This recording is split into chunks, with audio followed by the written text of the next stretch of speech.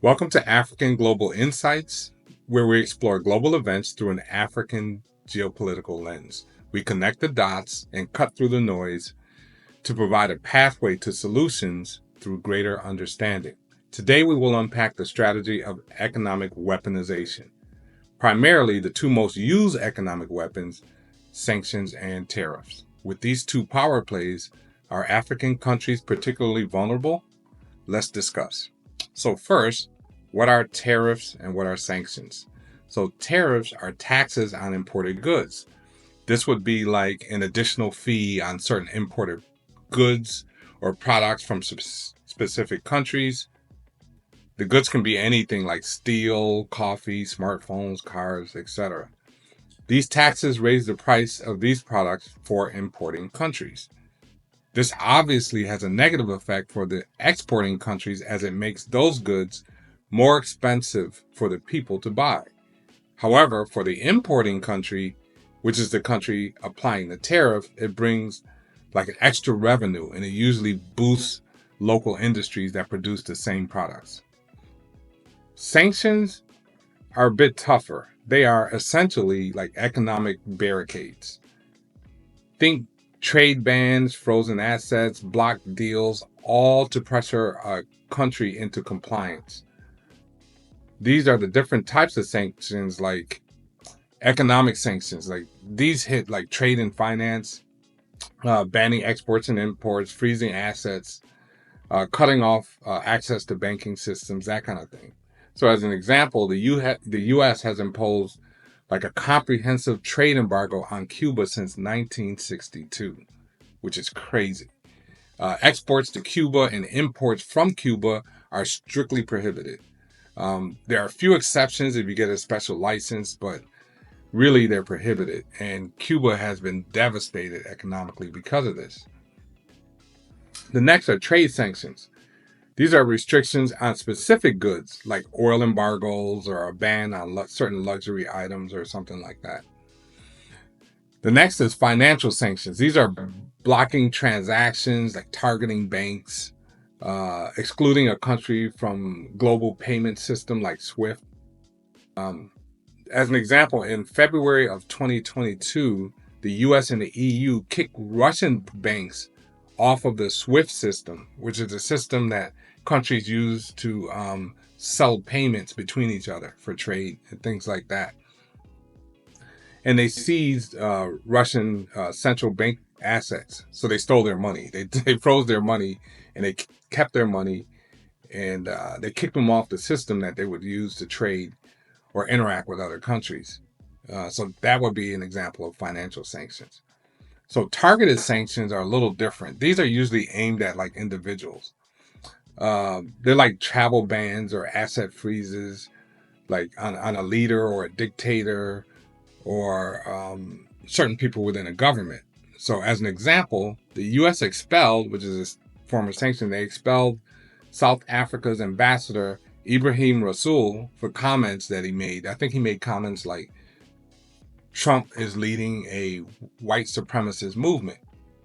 And because they didn't like the comments, they kicked him out of the U.S. and sent him back to South Africa. So that's an example of targeted sanctions. So how do these countries use these tools? Well, tariffs traditionally protect domestic businesses. So if your country makes cars, a tariff on imported vehicles keeps your factories running. So that's how you can use it. You can use it to boost your internal industries in your country. Sanctions are political muscle, like they're used to punish actions that the sanctioning country does not like or agree with. But here's the shift. These tools are now about dominance. So countries weaponize them to disrupt rivals or flex their muscles, and they do this usually towards smaller economies, like those found on the continent of Africa. And these smaller economies get hammered, and they can usually force them to do what they want them to do just through these sanctions and tariffs. So even this year, it's been crazy. I mean, since Trump has gotten in, it's been tariffs and sanctions all over the place. I mean, if you just look at the tariffs that are that are going on, U.S. placed tariffs on Canada. Then Canada responded. Canada placed some tariffs or some sanctions on the U.S. And then U.S. placed tariffs on Mexico, and then Mexico retaliated with tariffs on the U.S. And then U.S. placed 25% tariffs on European steel and aluminum, and then the EU retaliated with $28 billion in counter tariffs. U.S. placed 20% tariffs on Chinese imports, and Chinese enacted a 15% blanket tariffs on U.S. farm goods. I mean, and it's more than that. So it's just going on. So there's just this onslaught of economic weaponization. And so why is this important for Africa? So China is kind of cashing in.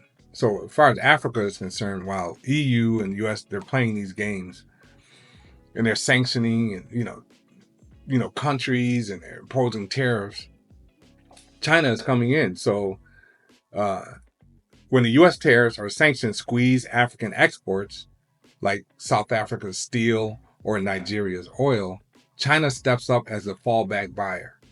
So it's already Africa's top trade partner. Like they build railroads in Zambia and ports in Angola, like you name it.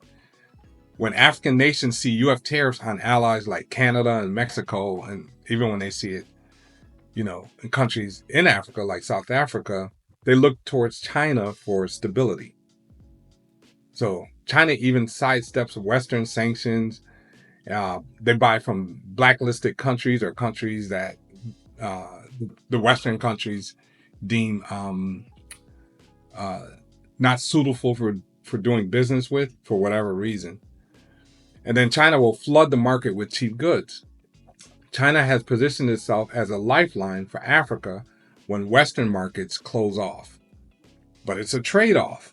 More Chinese sway in Africa means less room for African sovereignty from an economic level. So how do we get around this? Really, the best way to get around it is self-sufficiency. So self-sufficiency could avoid the worst of this chaos. How? First, grow and process food and raw minerals locally. Plan to manufacture more and more essential, high-demand goods. Or if there's a demand for something that cannot be produced locally inside of a country in Africa, look to trade with a country that you share a border with, if at all possible, or another African country. Next, diversify economy and major exports. So if you're exporting, like for example, South Africa with steel, if you're exporting steel, then if that is your major, if that's your major export and it's outsized, I mean, it's so much bigger than anything else you export, try to diversify, right? So if, for example, Nigeria leans only on oil, then a single tariff on oil or something like that can cripple the whole economy. So mix it up a little bit. Agriculture, tech, renewables, other types of manufactured goods, that kind of thing.